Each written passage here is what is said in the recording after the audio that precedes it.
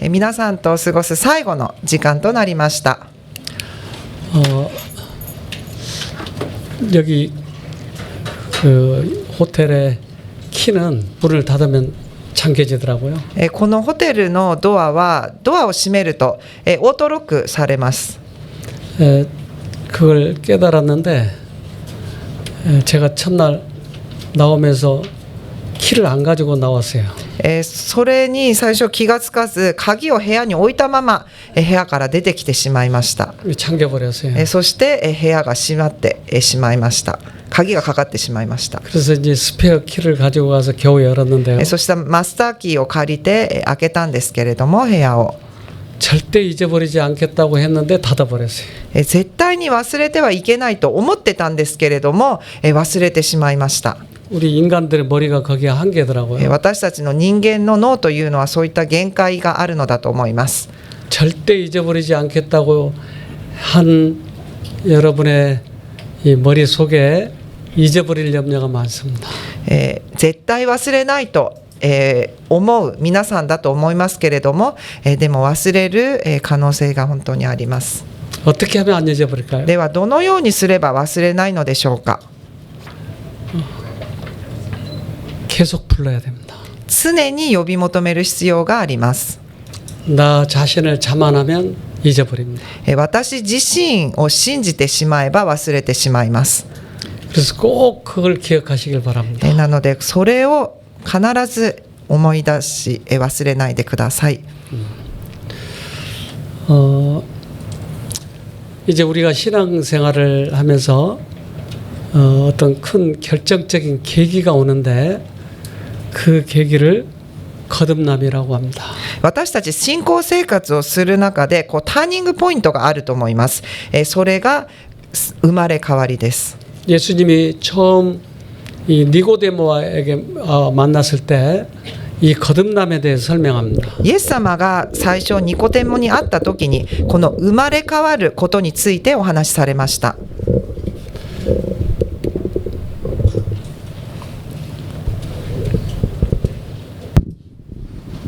イエスは答えて言われた。よくよくあなたに言っておく。誰でも新しく生まれなければ神の国を見ることはできない。ヨハネ 3:3。 물론 이 이 하늘나라는 보이지 않는 하늘나라 영적 왕국과 또 실제적으로 우리가 갈 그 하늘나라를 다 이야기하고 있습니다. これは私たちの目に見えない天国、そして私たちが実際に行くこの天国について話しています。 어떻게 이 하늘나라를 갈 수 있어요? 어떻게 거듭나요? ではどのようにしてこの天国に行くことができるのでしょうか。どのようにして生まれ変わるのでしょうか。 미국은 그 허리케인이라고 하는 태풍이 옵니다. アメリカにはハリケーンがよく来ます。 네, 그 허리케인 장면을 좀 보도록. ハリケーンの動画を少し見たいと思います。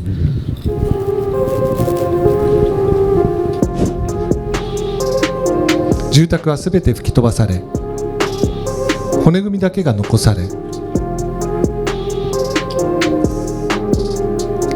破損し、車両も破損し、変形し、混乱の極み。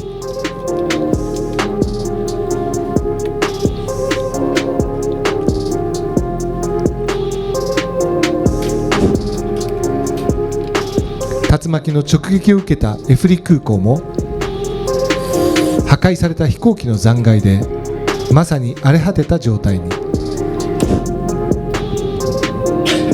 アリゾナ州では貨物列車が脱線し火災が発生。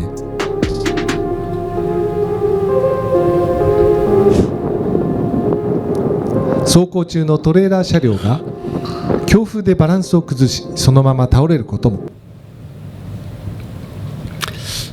바람은 보이지 않은데 열차가 날아가 버리나요? 風は私たちの目に見えませんけれども電車すらも吹き飛ばしました。 보이지 않는 성령이 오면 우리들의 악습을 뽑아버리나요? 目に見えない聖霊が私たちの心に宿った時私たちの、悪習慣の根を抜き去ってくれます。 그래서 니고데모가 물어봐요. 어떻게 하늘나라 들어갑니까? 했을 때 바람이 불 때 바람은 안 보이지만 물건이 날아가듯이 성령이 오면 우리들의 오래된 악습도 없어지고 질병도 치료된다고 하는 거예요. ニコデモがではどのようにして天国に行くことができるのでしょうかと聞いたときに、風は吹いても見えないけれども物が動かされるように、聖霊が私たちの心に宿ったときに私たちの悪習慣、私たちの病も取り除いてくださるとおっしゃいました。風は思いのままに吹く。あなたはその音を聞くが、それがどこから来てどこへ行くかは知らない。霊から生まれるものも皆それと同じである。ヨハネ 3-8。 바람은 안 보이지만, 성령은 안 보이지만 우리 마음에 오시면 반드시 우리의 마음을 바꿔준다고 하는 것이.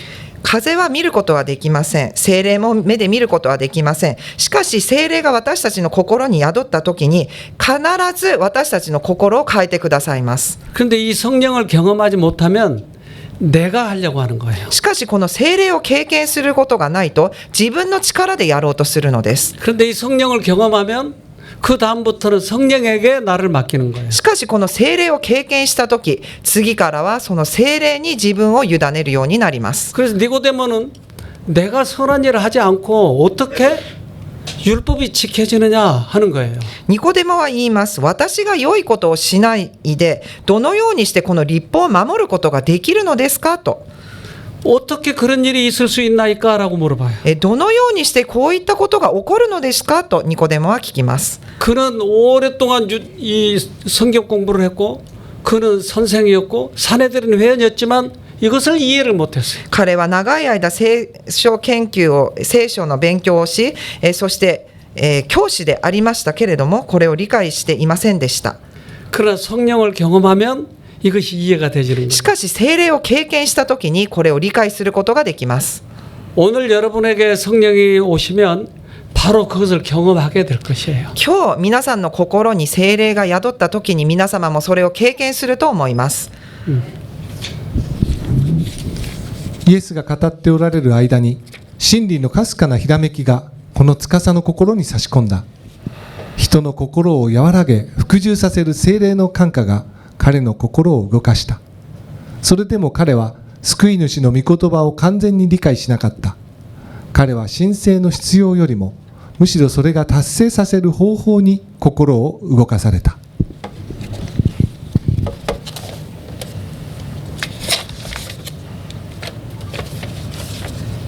제가 지금부터 마술을 하겠습니다. 今から、手品をします。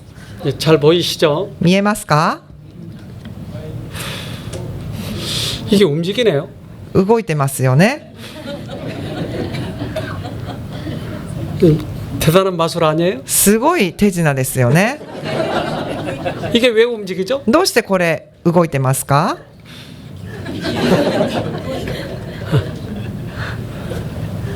아, 바람이 부니까 움직이네요. 風が当たったから動いたのです。 내가 왜 변했죠? 私がどうして変わったのでしょうか？ 성령이 오셨어요. 聖霊が内住したからです。 그래서 예수님을 만난 가장 강력한 증거는 그의 열매로 그들을 알지니라. イエス様に出会った確実な証拠は彼らの身を通してそれを知ることができます。 지난 5월 달에 쉼터에서 일본인 프로그램을 했어요. 今年の5月セロナムで日本人セミナーを行いました。 오셨던 분들입니다. その時参加された方々です。 대학의 박물관도 보여줬고요. 大学にも遊びに行きました。 또 한 가족들은 이렇게 와서 행복하게 지냈습니다. これは8月にやったのです。ある家族もいらっしゃいました。 이건 아빠가 쉼터에 다녀와서 많이 변했기 때문에 가족들이 따라왔어요. このご家族はお父様がセロナムに来て回復をしたので、次は家族全員で一緒に来たいということで参加されました。 근데 그 큰딸 초등학교 6학년 된 아이가 중1 아이가 여기에 따라온 이유에 대해서 설명을 했어요. その家族で長女の中2の女の子がどうしてセロナムに来たのか、その理由について話をしました。 그 아이가 왜 쉼터에 따라왔느냐? なんでセロナムに一緒についてきたのか、その理由について話しています。 쉼터에서 많은 사람들이 치료되는데 그 치료되는 것도 좀 보고 싶다는 거예요. たくさんの人が癒されるということを聞いたので、それを見たかったと言っていました。 이 아이 얘기를 좀 들어볼게요. 彼女の感想を少し見たいと思います。セロナムに来た理由は、セロナムではたくさんの人が癒されているのを聞いたので、私も癒されたい、変わりたいと思いセロナムに来ました。私は弟にすぐ怒ってしまったり、友達とよく喧嘩していました。でもセロナムで弟や友達と喧嘩をしてしまうのは自分が正しいと思っていたからだと気づくことができました。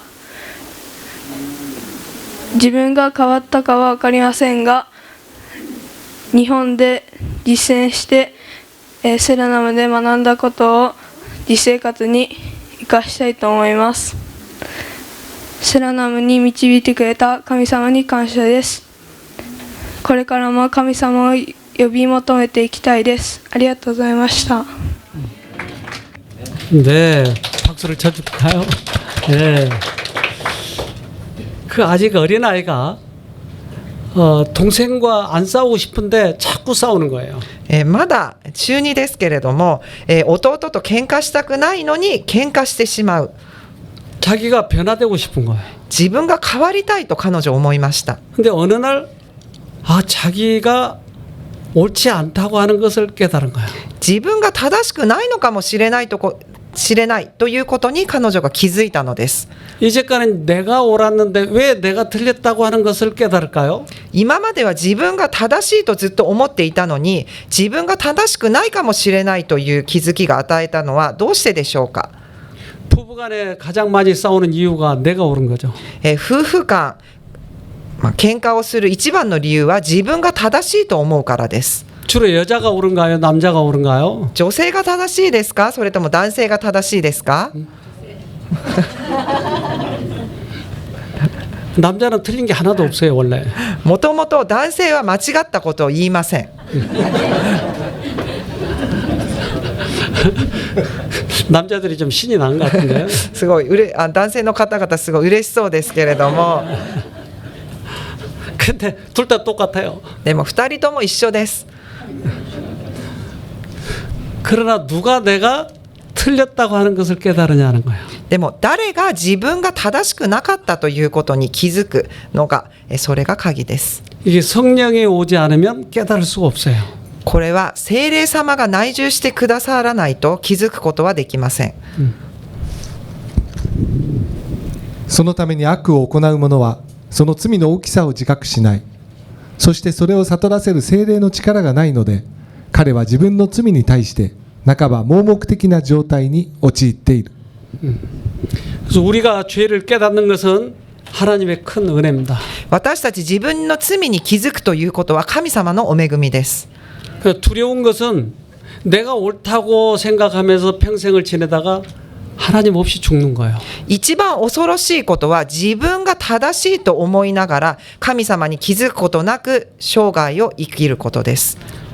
우리들의 마음속에는 언제나 두 가지의 마음이 있어요. 私たちの心の中には常に2つのことが考えがあります。 그래서 하나님의 말씀을 좋아하는, 의를 좋아하는 마음과 또는 죄를 좋아하는 마음 두 가지가 있어요. 神様の御言葉、義を愛する心と、そして罪を好む心、2つの心があるのです。 그런데 이 싸움에서 누가 이기냐는 거예요. この戦いで誰が勝つのでしょうか。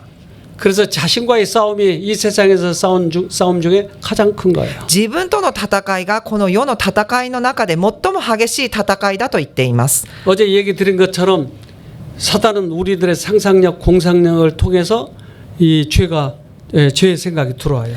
昨日おっしゃったように、サタンは私たちの思考、想像力を通して、入ってきます。 그래서 죄와 싸우는 중에 이 하나님 쪽, 즉 속 사람이 이기면 우리는 죄를 안 짓고 살 수가 있는 거예요. この罪との戦いの中で言い換えますと、内なる霊が勝った時に私たちは罪を犯さずに済むのです。 근데 그 싸움 중에 내가 이 싸움을 이길 수 없기 때문에 하나님을 부르는 것, 이것은 필연적인 것이에요. なのでこの戦いの中で自分の力でこの戦いに打ち勝つことができませんので、神様を呼び求める必要が必ずあります。 우리는 사단을 이길 수 없기 때문에 예수님을 붙들 수밖에 없는 거예요. 私たちはサタンに決して勝つことができないので、私たちは神様に頼る必要があるのです。 근데 나는 사단을 이길 수 있는 것처럼, 나는 한번 예수님을 만나면 끝까지 유지할 수 있는 것처럼 생각하게 하는 게 사단의 속임수예요. しかしサタンに勝てると思わせること、そして一度神様に出会えばそれを自分は維持できるんだと思わせること、これはサタンの策略です。 그래서 매일 매 순간 하나님을 부르고 하나님을 붙들어야 돼요. なので毎日毎瞬間神様に頼り、そして神様を呼び求める必要があります。 그래서 믿음의 방패로 이것을 막는 거예요. そして信仰の盾でこの矢に立ち向かうのです。 그래서 오케이. 네. その上に信仰の盾を手に取りなさい。それをもって悪しき者の放つ火の矢を消すことができるであろう。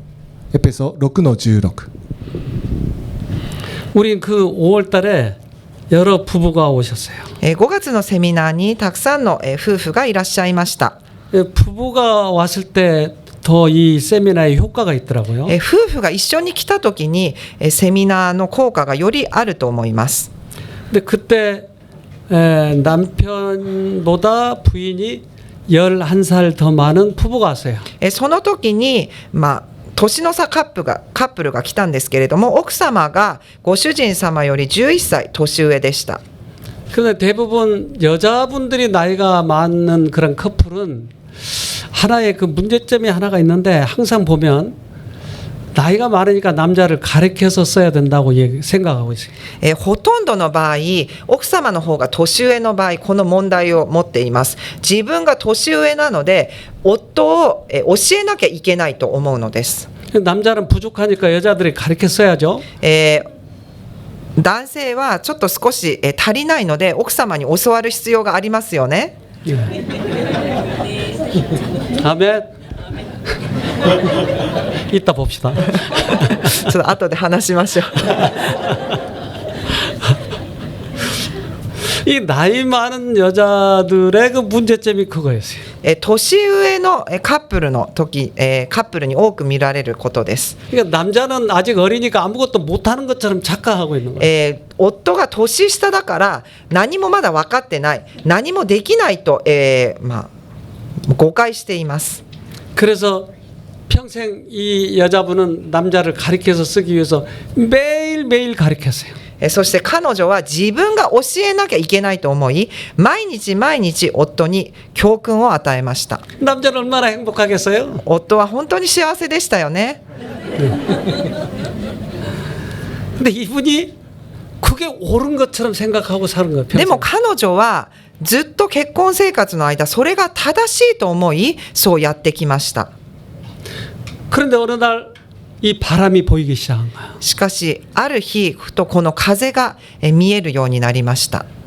이제까지 자기가 옳다고 생각했지만 자기가 틀린 거야. 今までは自分が正しいと思っていました。しかし自分が間違っているということに気づいたのです。 그래서 쉼터 왔을 때 우리 부부는 이 여자에게 이것을 가르쳐주고 싶은데 이걸 충고한다는 것은 참 어려운 일이에요. 私たち彼女がセロナムに来た時に私たち夫婦はそれに気づいてほしいなと思いましたけれども、それをアドバイスすることも難しいことであります。 그래서 성령께 구하는 거예요. 성령님, 이 여자에게 그것을 알게 해주세요. なので聖霊様に願い求めるのです。神様、どうぞ彼女がそれに気づくことができるように助けてください。 어느 날 이것을 깨달았어요. そして彼女がそれに気づきました。 그리고 그 깨달은 바를 이제 간증을 했는데 들어봅시다. そしてその気づきが与えられたことを証ししました。証しを見たいと思います。I got married 私は少し遅れて30歳頃に結婚しました。 30 years old. And I そして私よりも11歳も年下の男性と結婚しました。 11 years younger than me. 結婚した当時、私はとても未熟でした。 When I got married. So to summarize, 結論から言うと、 our marriage 結婚生活で問題を起こしたのは私で、夫は平和を守る人でした。 troublemaker and my husband is the peacemaker. I am. When 結婚したばかりの頃、夫は結婚生活を楽しんでいました。 enjoyed married life, but しかし私は夫を変えなければならないと考えていました。 I had to fix my husband. I had to make him 夫をもっと良い人にしようとしました。 of himself. And I thought 夫を自分の基準に合わせて変えることが私の役割だと思っていたのです。 the way I wanted him to be my standards of. So そのため、夫にとって結婚生活はとても苦しいものでした。 very difficult as a married man. 夫は本当に運の良い人間です。夫はとても穏やかで忍耐強い人だからです。 He's very tolerant, very 我慢強く、怒ることをほとんどしません。 and 夫は長い間私に耐えてくれました。 he kept up with me for a long time.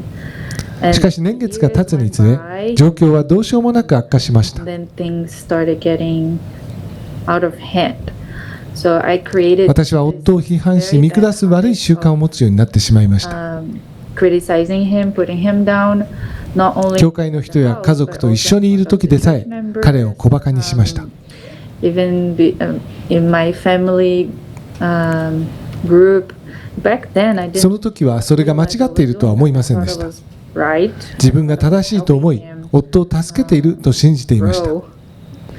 But some けれども心のどこかで、あなたは夫にひどすぎるのではないかと、そんな風に夫にしてはいけないという思いもありました。 but the other voice was like saying, しかし別の声は、あなたが正しい、あなたは年上だし、もっと知ってるじゃないかと言いました。 you're older than him, you know better. I have 私は子供の頃からクリスチャンでした。 CA ever since I was a little child. And he 夫は私と結婚する数年前にバプテスマを受けました。 got married.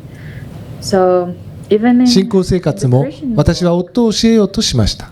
I would tell him what to do for devotion. 夫の個人的な信仰生活から説教の内容に至るまで何を言うべきかを指示しました。 I wanted to 私は夫の人生に干渉したかったんです。本当に命令ばかりする人間でした。 at that night, 大喧嘩をして私はこの結婚を終わらせたいと言いました。 huge fight. And then I decided that I didn't want to be married anymore. And then その時最後の機会として一度セロナムに行ってみようと決心しました。 Our marriage. 남편을 가르쳐서 써야 된다라고 생각한 이 생각이 옳은 생각인가요? 틀린 생각인가요? 夫を教えなければいけないというこの考えは正しい考えなのでしょうか、間違っている考えなのでしょうか。 여자분들 女性の方々、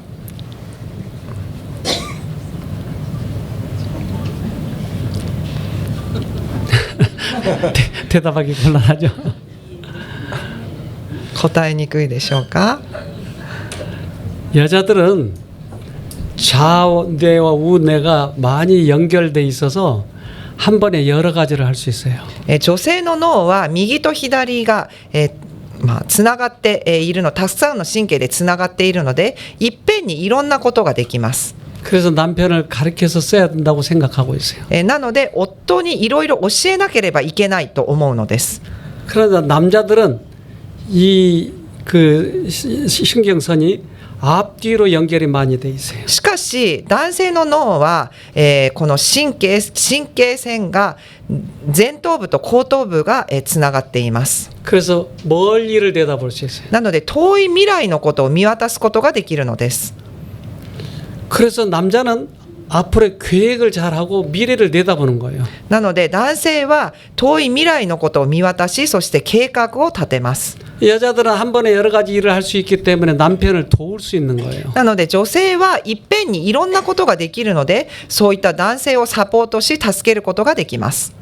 그래서 부인이 남편을 무시해버리면 자기가 그 일을 하면서 살아야 되기 때문에 너무나 인생이 고달픈 거예요. なので奥様が旦那様を小馬鹿にしてしまうと、その旦那様の役割すらも奥さんがやっていかなければいけないので、人生がもっと辛くなるのです。 근데 남편에게 그 일을 맡기고 부인은 옆에서 도와주면 평생 편하게 살 수 있는 거예요. 旦那様には旦那様の役割を任せて、そしてそれを奥様がサポートすれば、奥様は本当に楽な人生を送ることができます。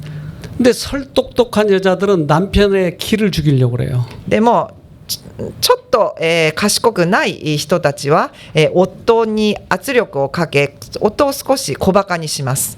근데 진짜 똑똑한 여자들은 남편을 기를 꺾지 않고 존경해주면 남편은 죽기 살기로 가정을 매개 살리는 거예요. でも本当に賢い女性は夫を立ててあげます。そうすると夫はもう自分の命をかけてこの家庭を守ろうとするのです。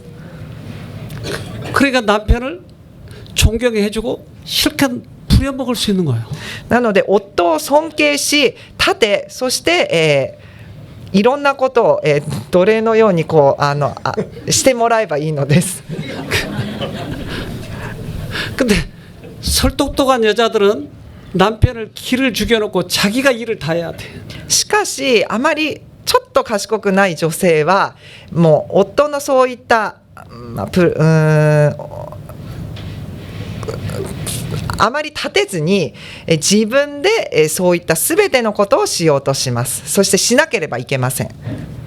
그러니까 남편을 실컷 부려먹을 수 있는데 자기가 그 일을 다 해야 되는 여자들은 똑똑한 여자예요? 미련한 여자예요? なので夫を立てて全部してもらえるにもかかわらず、夫を立てずに自分が全てのことをしている女性は賢い女性でしょうか、それとも賢くない女性でしょうか。あなたはどんなの女性ですか? 네.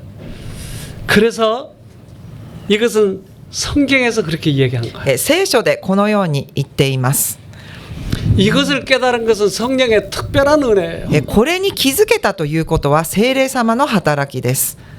남자분들이시여 다음에 이런 집회에 올 때는 꼭 부인을 데리고 오세요. 男性の方々、次回セミナーに参加されるときは必ず奥様と一緒にいらしてください。 네. 그러면 편하게 살 수 있어요. そうしたら多分結婚生活もっと楽に過ごせると思います。 クリスチャンの生涯は戦いであり進軍である。しかし勝利は人間の力では得られない。戦場は心の中にある。私たちの戦い、すなわち人間の戦わなければならない最も激しい戦いは、自己を神の意志に従わせること、心を愛の主権に屈服させることである。 즉 이 싸움이에요. 이 마음 안의 싸움이에요. この心の戦いなのです。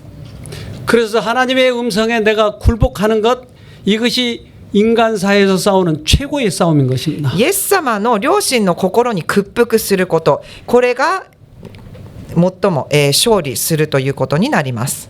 그래서 이 싸움에 내가 이기면 나는 하늘에 가는 거예요. この戦いで私が勝利すれば私たちは天国に行くことができるのです。 그러나 이 고집 때문에 내가 지면 우리 하늘도 못 가는 거야. しかし自分のこの頑固さ、これを貫いてしまえば私たちは天国に行くことはできません。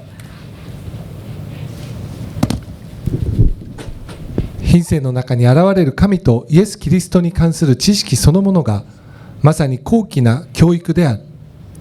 またこの知識は天の都の門を開く鍵である。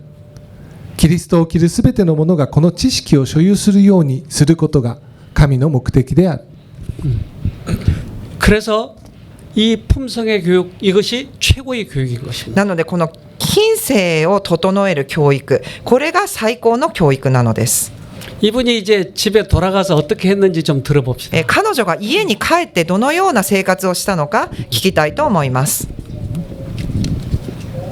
So when I went to Serenam, そしてセロナムで私は大きな気づきを得ました。 realization, and I 神様とサタンからそれぞれ思いが入ってくることを知りました。 and how Satan create these two thoughts in our minds. all this 夫に対する否定的な思いはサタンから来たものでし that た。 I had about my husband, I realized that they came from Satan. That 私は夫を尊重せず大切にできなかった愚かな女でした。 my husband.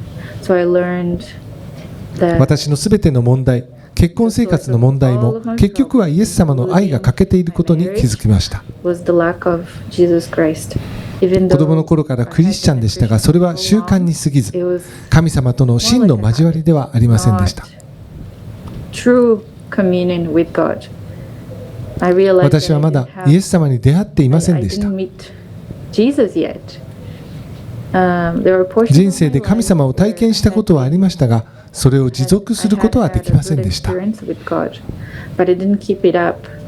I realized 夫のありのままを愛し、家庭を正しく立てるには自分の力では何もできないことを悟りました。 My family built my house. There is no way I can do it with my own strength. There is nothing I can do. セロナムで学んだのは、それは神様だけができるということです。 Only God can do that. Only God can change myself. 夫も娘も私が変えることはできません。 I cannot do anything to change my husband or 私にできるのはただ祈り、イエス様の名を呼ぶことだけです。 And it's really, really hard to 自己放棄は本当に難しいことでした。しかし日々それを体験し学んでいます。私はその道を選ぶことにしました。 I want to be イエス様が来られる日まで毎瞬間神様を選 every び step、of the way until he comes and deny 夫や自分自身に対する否定的な思いや霊的成長を妨げる思いをこれからも捨てていきたいです。 about myself, about everything that has hindered me from growing spiritually. 네, 훌륭하죠? 本当に素晴らしいですね。 자신과의 싸움에서 승리한 거야. 自分との戦いの中で彼女は勝利しました。 사단은 끊임없이 우리 귀에 대고 남편을 충고하라고 하는 거예요. サタンは私たちの耳に向けて常に夫に助言をしろと言ってきます。 그러나 하나님께서는 하나님의 음성을 들으라고 하는 거예요. しかし神様は神様の声を聞きなさいと囁きます。 매 순간이에요. それは毎瞬間瞬間起きることです。 그래서 이 싸움이 우리는 반드시 이겨야 돼요. この戦いに私たちは必ず勝利しなければいけません。人間は悪を打ち負かす能力を得ることができる。その能力はこの世界や死や地獄が支配できない能力であり、キリストが勝利されたように彼らを勝利させる能力である。彼ら人間の中に神性と人性がつながることができる。 나비는 변태를 해요. 애벌레에서 나비로. 蝶々はこう、脱皮するわけです。 그래서 애벌레에 있을 때는 여러 번 몸을 이렇게 벗어서 몸이 키워지다가 이렇게 번데기가 되는 때가 있어요. 幼虫は幼虫の時何度も脱皮し、そして、さなぎになります。 근데 그 번데기가 됐을 때 과학자들이 그 번데기 속을 들여다보니까 아무것도 없고 그냥 이 녹즙이에요. で科学者たちがそのさなぎの中を見てみました。そうするとさなぎの中は何もなくただの液体でいっぱいになっていたのです。 그런데 그 번데기에서 새로 나비가 나오는 거예요. 전혀 다른. でもそのさなぎの中から全く違う形の蝶々が出てきます。 우리 영상으로 좀 보도록 합시다. これを動画で見たいと思います。 蝶は卵から幼虫、幼虫からさなぎ、さなぎから成虫へと完全変態の形態で成長します。成虫になると羽が生えますが、おそらく多くの方はさなぎの中にいる間に背中から次第に羽が成長していくのだろうと考えているでしょう。しかしさなぎを研究した結果、羽が成長するどころか幼虫が溶けて消えてしまい、液体だけが残っていたそうです。 さなぎから蝶になるまで最短で5日、最長で14日かかります。이 시간 동안 번데기 안에서 この期間中、さなぎの中で信じがたいことが起こります。 번데기가 된 애벌레는 번데기 안에서 さなぎになった幼虫はさなぎの中で消化酵素を処分し、消化酵素は酸性のため幼虫を溶かしてしまい、幼虫はさなぎの中で液体になります。そのためまだ腸になっていないさなぎを切ると未熟な腸が出てくるのではなく、液体が流れ出ます。しかし幼虫は死んだわけではありません。ほとんどのものは溶けてしまいますが、成長になるために必要な基本的な細胞はそのまま残っています。これを原虫元気と呼びます。成虫元気と呼びます。液体になった幼虫は、成虫元気はさなぎの中で細胞分裂を繰り返し、時間が経つと腸の形に変化します。さなぎの中で幼虫が死んで腸が新しく生まれると言っても過言ではないです。さらに驚くべき点は、液体になっても細胞が混ざり合わないことです。羽になる細胞、目になる細胞、足になる細胞などは液体になった瞬間からすでにそれぞれの位置に配置されていました。昆虫学者のキャロル・ウィリアムズはさなぎを4匹用いて実験を行いました。彼は最初のさなぎはそのままに、2番目の大きいさなぎは半分に切り、3番目のさなぎは半分に切りチューブを入れて液体が流れるようにし、4番目のさなぎは半分に切りチューブを入れてチューブ内に異物を入れて液体が流れないようにしました。当然ながら最初のさなぎは正常に成長して腸になりました。2番目のさなぎは前の部分のみです。これはさなぎの内側で成長、つまり羽化を担当する何かが前方に存在することを示唆しています。4番目のさなぎはさなぎの状態で死んでしまいました。3番目のさなぎは驚くべきことにチューブが刺さったまま成長しました。しかし残念ながら羽ばたきをした瞬間、チューブの重さに耐えられず落ちて死んでしまいました。참 신비한 실험이죠. 本当に不思議な実験ですね。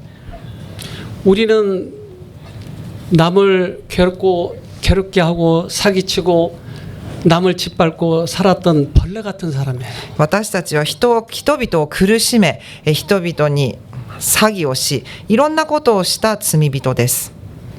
그러나 번데기가 된 다음부터는 그 속에서 다 녹아버린 거예요. しかし私たちがさなぎになった時にその中で全てが溶けます。 그런데 애벌레 때는 이파리를 씹어먹는 그런 입을 가졌지만 나비가 된 다음에는 침만 빨아먹는 꿀만 빨아먹는 빨대만 생기는 거예요. 幼虫の時は歯を食べるための歯がありますけれども、蝶々になってからは蜂蜜を吸うだけのストローのような口になります。 그래서 우리가 거듭나면 전혀 다른 사람이 되는 거예요. なので私たちが生まれ変われば全く別の人になるのです。 지금의 이 마음이 아니고 전혀 다른 마음이 되는 거예요. 今の心ではなく全く新しく作り変えられた心になります。 그런데 어떤 사람은 뜨거움을 경험했기 때문에 나는 거듭났다고 얘기하는데 변하지 않는 것은 거듭나지 않은 거예요. ある人は私は熱く感動したので生まれ変わったという人がいます。しかし品性が変わっていないのはそれは生まれ変わったものではありません。 그래서 성령께서 우리 마음에 오시면 우리는 이제까지 좋았던 게 싫어지고 싫었던 게 좋아지는 전혀 다른 사람으로 태어나는 거예요. 私たちの心に聖霊様が来てくださった時、今まで好きだったことが嫌になり、今まで嫌だったことが好きになる、完全に心が変えられます。 그래서 예수님은 거듭나지 아니하면 하늘나라 갈 수 없다라고 얘기하는 거예요. なのでイエス様は私たちに生まれ変わらなければ天国には行くことができないとおっしゃいました。 성경 지식을 많이 알기 때문에 내가 하늘 갈 수 있다라고 생각하는 큰 오해예요. 聖書の知識がたくさんあるから私は天国に行ける。これは大きな誤解です。 이 거듭남이 필요한 거예요. この生まれ変わる経験が必要です。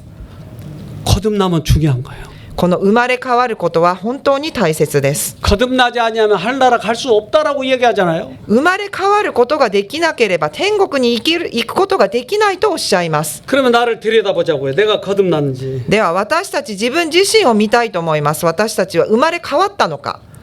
이것은 비밀이에요. これは奥義です。 자기 혼자만 알 수 있는 비밀이에요. 自分自身、自分のことしかわからない奥義なのです。 그러나 단지 다른 사람은 그 사람이 변했다고 하는 것을 보기는 할 수 있어요. しかし表面的にその人の変化を私たちが見ること、結果を見ることはできます。 제 이름이 연사마라고 그랬는데요. 私ヨン様と紹介しましたけれども、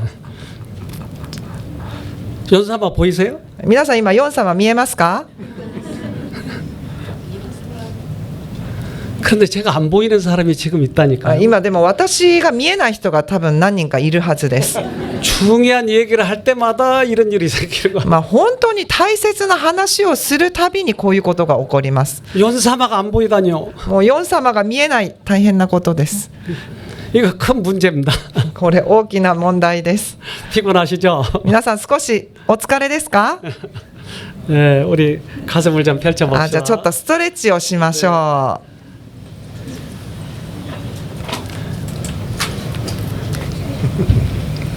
네. 예수님이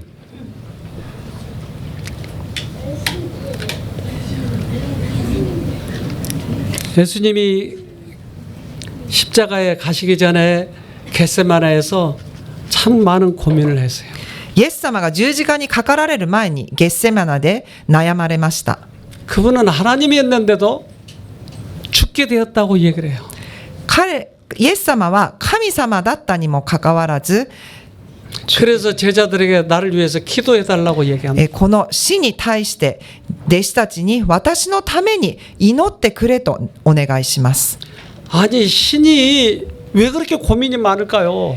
神様であるのにどうしてそのように悩んだのでしょうか。 십자가에서 무슨 일이 일어나기에 十字架で何が起こるのでしょうか。どうしてそこまで悩んだのでしょうか。 예수님은 십자가에서 못 박히는 이유에 대해서 말씀하신 게 있어요. イエス様が十字架にかかられる理由についてこのように話しています。 アダムのようにすべての人間は罪を犯したため、すべての人間は死、すなわち最初の死を経験する。キリストが各人のため経験された死は第二の死、すなわち死の本格的な呪いであった。 즉 우리는 나중에 믿게 되면 첫째 부활에 참여하는 거예요. 私たち信じれば第一の再臨の時を迎えます。 예수님을 믿지 않는 사람들은 다 죽었다가 나중에 둘째 부활에 참여하는 거예요. しかしイエス様を信じない人は皆死に第二の、死の時に復活しイエス様に会うのです。 그때 그들은 다시 다 죽게 돼요. 그래서 이걸 둘째 사망이라고 그래요. なので彼らはその時またもう一度死にます。それが第二の死です。 근데 예수님 믿는 사람들은 그 둘째 사망을 경험하지 않아요. しかしイエス様を信じている人たちはこの第二の死を経験しません。 영원히 사니까. なぜならば永遠に生きるからです。 왜 우리가 둘째 사망을 경험하지 않아요? どうして私たちは第二の死を経験しないのでしょうか。 예수님께서는 십자가에서 둘째 사망의 값을 받으셨어요. イエス様は十字架の上でこの第二の死の責任をすでに取られたのです。 그러니까 그 예수님을 믿으면 우리는 둘째 사망에 참여하지 않는 거예요. なのでそのイエス様を受け入れ信じれば私たちはこの第二の死に参加しなくても済むのです。 그래서 이 믿음은 중요한 거예요. なのでこの信仰はとても大切です。 예수님을 믿는다고 하는 의미는 우리가 둘째 사망을 경험하지 않고 영원히 사는 것을 의미하는 거예요. イエス様を信じるという意味は第二の死を経験せずに永遠に生きるということを意味します。 우리는 그래서 지금 예수님을 믿는 것, 십자가를 믿는 것은 둘째 사망을 당하지 않는 거예요. なので私たちが今信仰を持ち十字架を信じるということは第二の死を経験しないことなのです。 私たちは彼らの最終的な苦痛をキリストの十字架上の第二の死の経験に照らして理解しなければならない。そこでは彼は世界のすべての罪を負われた。 그래서 우리는 예수님을 믿게 되면 그 예수님이 십자가에서 둘째 사망을 경험하셨 그것을 믿기 때문에 우리는 영생을 사는 거예요. 私たちがイエス様を信じればイエス様が十字架でこの第二の死を経験されたので私たちは永遠の命を得ることができます。 耳のある者は御霊が諸教会に言うことを聞くがよい。勝利を得る者は第二の死によって滅ぼされることはない。黙示録2の11。 아, 믿는 의미는 참 중요하네요. 그러고 보니까 この信じるということはとても大切です。 우리가 부활을 하고 영생을 사는 것은 우리 신앙의 목적이에요. 私たちが再臨を迎え、そして永遠の命を得るということは、私たちが信仰する目的です。 여기 연세 있으신 분도 계세요. ここに少し高齢の方々がいらっしゃいます。 어쩌면 올해 또 내년에 돌아가실지도 몰라요. 今年、来年、眠りにつくかもしれません。 그러나 이 부활에 대한 확신이 없으면 우리 이 생애가 얼마나 비참해요. しかし、この再臨、復活に対する確信がなければ、どれほど私たちの人生は悲しいのでしょうか。 하나님을 믿었지만 부활에 대한 소망이 없다면 너무나 희망이 없고 절망적이잖아요. 神様を信じたのにもかかわらず、この復活に対する希望、そして確信がなければ絶望的です。 그러나 그 나라, 즉 부활에 참여하려면 거듭난 경험이 필요하다고. しかし、この復活に参加するためには、この生まれ変わりの経験をしなければいけません。 개구리는 어렸을 때 올챙이에요. カエルになる前にオタマジャクシです。 근데 잠자리는 어렸을 때 잠자리 애벌레가 있어요. でも、トンボはトンボになる前、この小さい幼虫の状態です。 이제 그러한 물속의 광경을 좀 보도록 합시다. その様子を少し動画で見たいと思います。 잠자리도 물과 뗄 수 없는 トン 존재입니다. ボも水と切り離せない存在です。 애벌레 시절 수중 幼虫時代は水生昆虫や小魚を捕食して成長しました。 몸집이 작은 小さな大陸の小魚を狙う捕食者。 바로 왕 잠자리의 애벌레. これがオオトンボの幼虫です。 수중 생태계에서 녀석은 水生生態系においてこの幼虫は恐ろしい捕食者です。 풀 뒤에서 송사리를 草の陰で小魚をじっと待ち構えるオオトンボの幼虫。 공격할 순간을 노립니다. 攻撃の瞬間を狙っています。 그리고는 순식간에 낚아챕니다. そして瞬時に捕らえます。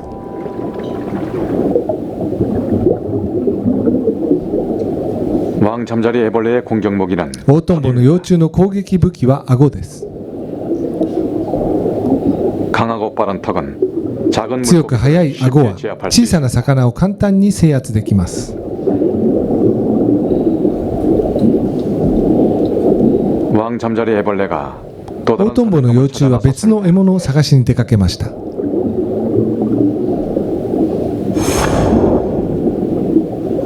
올챙이도 왕 잠자리 オタマ 애벌레가 ジャクシ 좋아하는 もオオトンボ 먹이다. の幼虫が好む餌です。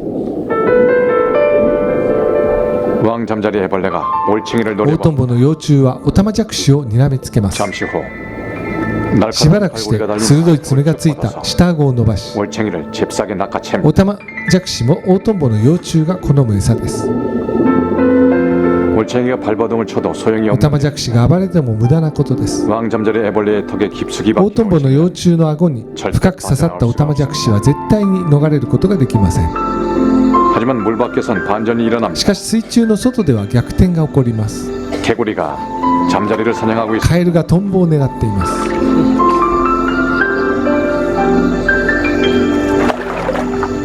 이 녀석들의 끈질긴 악연은 この連中の執拗な因縁は続くのでしょうか。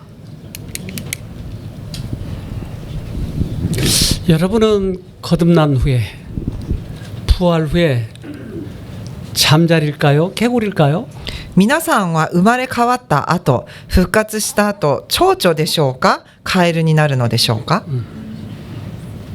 무덤 저편에 있는 것은 우리가 볼 수가 없어요. 墓のその向こうにあるのを私たちは見ることはできません。 그러나 이 땅에 있는 동안에 확신할 수 있는 것은 예수님이 십자가에서 둘째 사망의 값을 받으셨다고 하는 것을 확신하면 우리는 하늘에 갈 것에 대한 확신을 갖는 거나 똑같습니다. しかし、この地上で確信を得ること、イエス様が十字架で第二の死をあがなってくださったということを確信したときに、私たちは天国に行く確信を得ることができるのです。墓の向こう側に何があるかということは、人間の知識の範囲を超えたものです。同様に死者を墓から出させることも人間の能力を超えたことです。神のみがそうすることができるのです。 아까 소두이 얘기했던 그 두 부부, 그 부인이 회복했잖아요. 先ほど紹介した、夫婦の奥様の方が回復しました。 근데 그 남편이 과연 부인을 어떻게 이제 변했는지 안 변했는지 어떻게 보고 있느냐 하는 것이 중요하죠. ではこのご主人様が奥様のことをどのように見ているのか、それもとても大切です。 남편 얘기를 좀 들어봐야 되지 않겠어요? ご主人様の証も聞く必要があるかなと思います。 네. So, we've been married for 私たちは結婚して約7年になります。結婚した当時、私は20歳でした。 I was about 20 years old.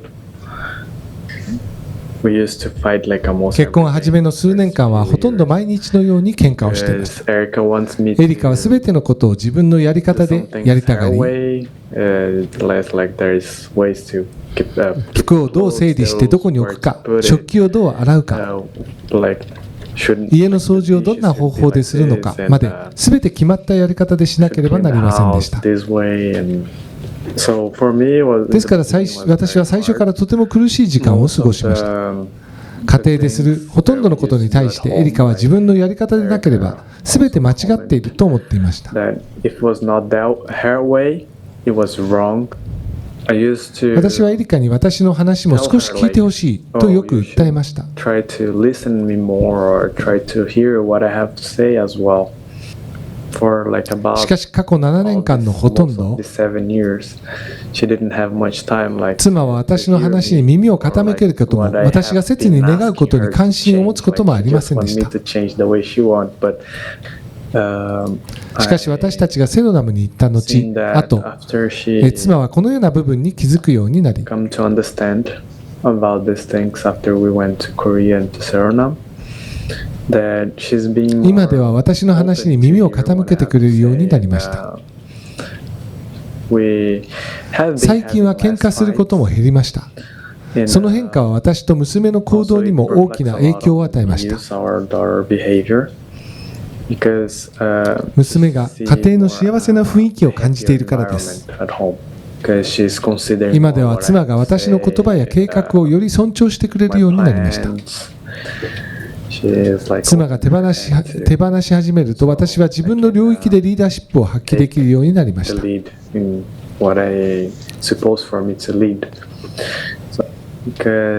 家族のために働き、家族のことを思っていますが、家に帰った時に無視されるように感じると疲れてしまいます。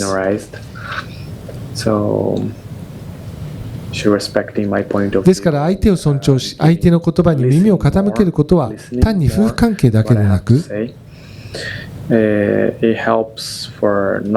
夫としての精神的健康や自尊心にも大きな助けとなります。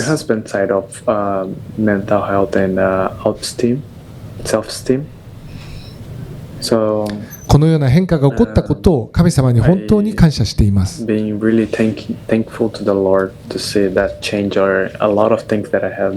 数年間、妻に本当に言いたかった多くのことが、今ではイエス様を通して私たちの家庭の中に変化として現れています。今ではより良い会話をし、喧嘩も減り、better talks together, less fights, having お互いをよりよく理解しながら、さらに愛する方法を学んでいます。このような恵みを私たちの人生に許してくださったイエス様に心から感謝します。have that in our lives. Amen. 불쌍한 남자들. かわいそうなご主人様たち。 근데 나이 많은 여자들은 뭐 그럴 수 있다지만 나이가 적은 여자도 남자들을 얼마나 가르치려고 하는지 몰라요. まあ年上の人はもちろんそうですけれども、年下の女性も本当に男性を教えたがります。왜 가르치기를 그렇게 좋아하는지. どうしてそんなに教えるのが好きなのでしょうか。 불쌍한 남자들 이번에 제자리 찾아가시기 바랍니다. もう本当男性の方々かわいそうです。 예수님이 오실 때 이러한 거듭난 사람을 주님께서는 하늘 데려가신다고 그랬어요. イエス様が再臨された時にこのように生まれ変わった人々を天国に連れて行くとおっしゃいました。すなわちキリストとその復活の力とを知り、その苦難に預かってその死の様と等しくなり、何とかして死人のうちから復活に達したいのである。ピリピ 3-10-11。 우리는 살아있는 동안에 거듭나기 때문에 부활을 체험하는 것이에요. 私たちは生きている時に生まれ変わるので再臨を経験することができます。 그래서 그 진짜 부활에도 우리가 참여하는 것이에요. なのでその本当の再臨の時に私たちも参加することができるのです。 최근에 이 그 노벨상을 받은 이 상이 있는데요. 最近このノーベル賞を受賞した方がいらっしゃいます。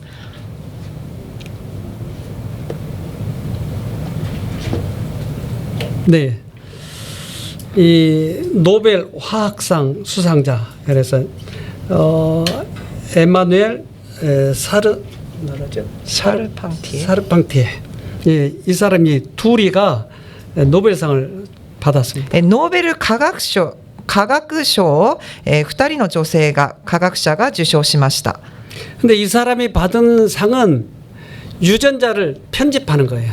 この2人がノーベル賞を取ったその研究はこの遺伝子を編集するということです。 이 성질이 급한 사람은 성질 급한 부분을 잘라버리고 성질 느긋한 그 유전자를 다시 집어넣는 거예요. 短気な部分の遺伝子を切り取り、そして柔和な遺伝子をそこにはめるのです。 남편에게 바가지 긁는 성질은 빼버리고 바가지 앙는 유전자를 넣으면 좋겠죠.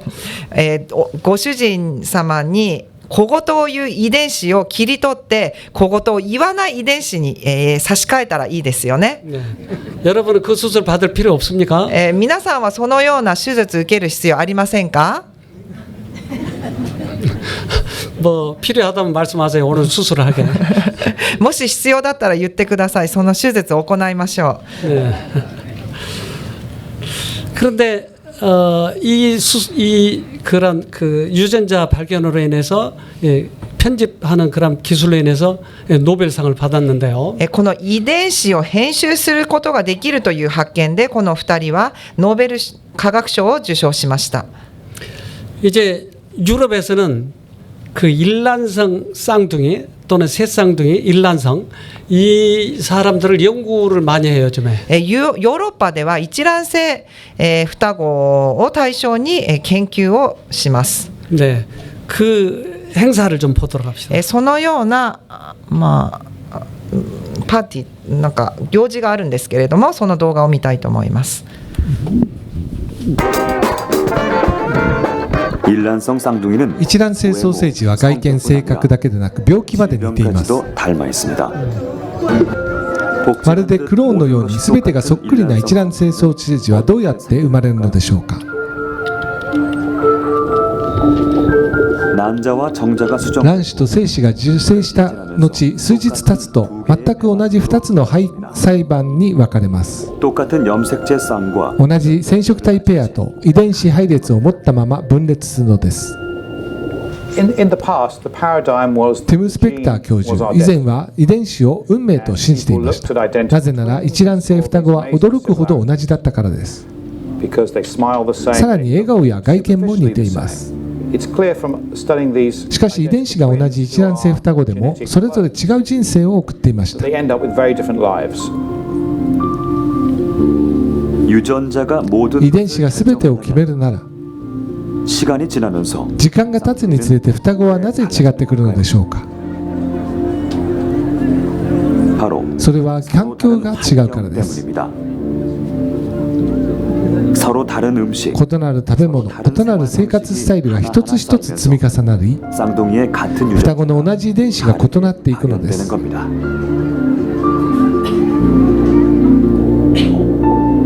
이것을 후성 유전체라고 합니다. これをエピジェネティクと言います。 DNA はヒストンと呼ばれるタンパク質に巻かれています。 환경의 영향으로 環境の影響でヒストンが変形すると遺伝子のスイッチはオンになったりオフになったりします。 유전자가 발현될 수도 遺 있고 伝子が発現することもあれば発現しないこともあります。 It's these epigenetic ティ effects ム・スペクター教授、遺伝子に及ぼす影響、環境的な影響は遺伝子だけでは私たちの運命を予測することはできません。 our destinies. 우리 몸의 유전자 수는 私たちの体の遺伝子数は決まっています。 하지만 그것이 し 만들어낸 かしそれが作り出す組み合わせは無限です。 무궁무진합니다. Le clavier d'un piano est limité à 88 touches. ピアノの鍵盤は88個。 Pourtant, chaque joueur しかし弾く人によって全く違う音を作り出します。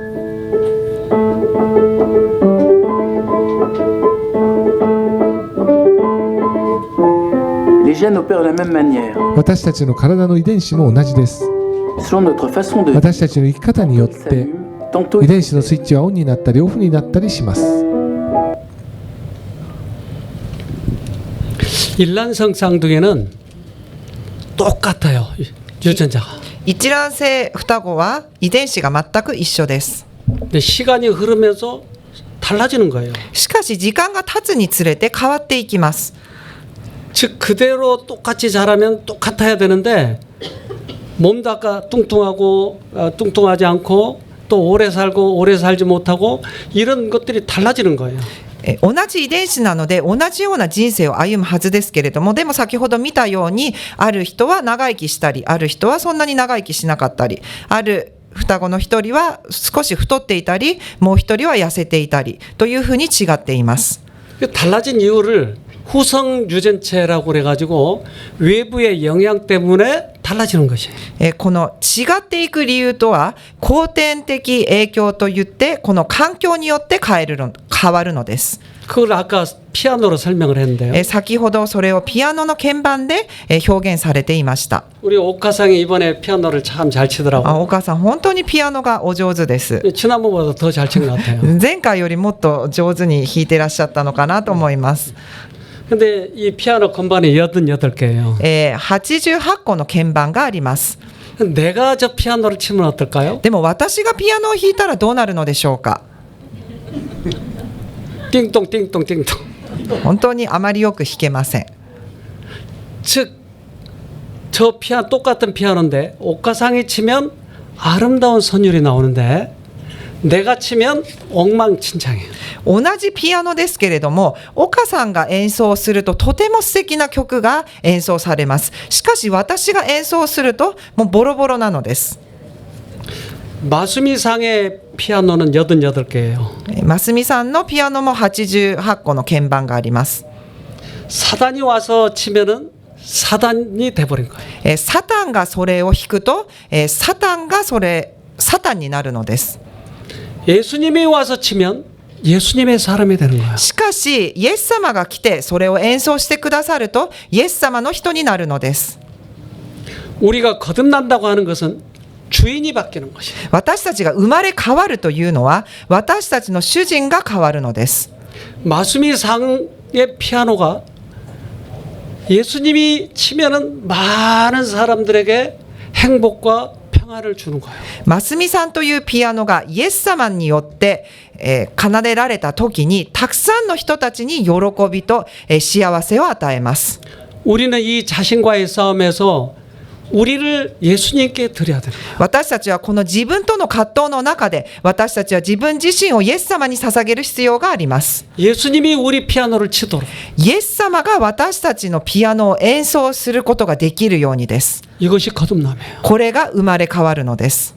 그래서 우리는 이 싸움이 지금 필요한 거예요. 私たちはこの戦いが必要です。 본성대로 하고자 하는 생각과 本能的にやりたいという、心と 내 생각이 계속 괴롭힐 때 그 생각을 끊어버리고 예수님께 나를 맡겨드리면 예수님이 내 피아노를 쳐서 나의 인생을 바꿔버린 거야. そして自分の考えがそのように常に入ってきたときに、それを断ち切り、イエス様に私をすべて委ねたときに、イエス様が内住してくださり、私のピアノを奏でてくださいます。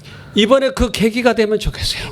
今回それがそのきっかけになればなと願っています。 사람은 변하지 않고 성경 지식을 많이 아는 것 때문에 구원받았다고 하는 것은 기만이에요. 人間は変わらないのに聖書の知識だけを蓄え、そして救われたと思うのは欺瞞です。 그래서 우리의 목표는 하늘인 거예요. 私たちの目標は天国です。 이 세상 사람들에게 나를 자랑하는 것이 아니고 우리는 하늘을 가야 돼. この世の人たちに自分を自慢するのではなく、私たちは天国に行くのが目的です。 그래서 반드시 필요한 것이 이 거듭남이에요. なので必ず必要なのがこの生まれ変わることを経験することです。 내가 거듭나지 못했다면 시작하면 되는 거예요. 私がまだ生まれ変わることができていないのであれば、これから始めればいいのです。 이번 계기를 통해서 여러분 꼭 인생 승리를 얻기를 간절히 바랍니다. 今回をきっかけに皆様の人生勝利されることを願っています。아멘.